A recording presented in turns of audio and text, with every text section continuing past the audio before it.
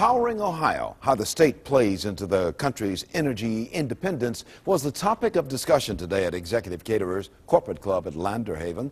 I was in the community as the moderator. Fracking came up a number of times. David Mansbury was on the panel. He's the president of Duck Creek Energy. His company does not do shale fracking, but he believes the practice should continue. Youngstown earthquakes, as you brought up earlier, they were blaming on frack jobs. It had nothing to do with a frack job. It had everything to do with injection post. That was the purpose of those wells. Those wells weren't put in the ground to produce oil and gas. They were put in the ground to inject water. But earthquakes or not, many local communities have had heated debates about fracking. And as News Channel 5's Dave Arnold reports, some people in Broadview Heights are not too happy about it. What's happening in their backyards?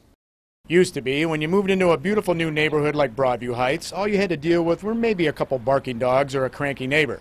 Today it's this, a view of a cell phone tower or even an oil or gas well.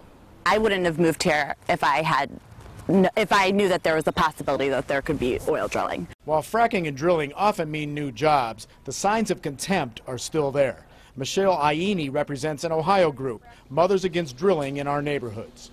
There was an incident in Pennsylvania during the fracking phase when there was a malfunction. 35,000 gallons of frack water came spewing out of the borehole.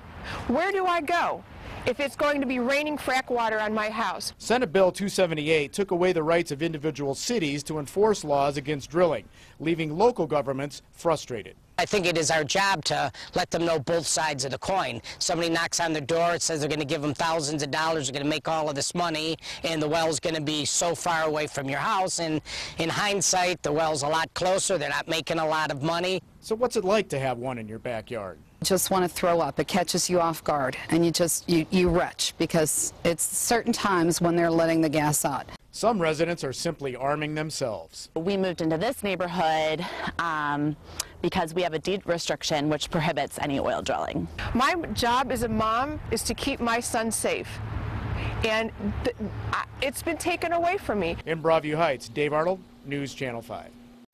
The drilling industry has continued to stress that fracking is safe, and a recent report by the Ohio Shale Commission found that natural gas drilling will create 65,000 new jobs in our state by 2014 and pump nearly $5 billion into Ohio's economy.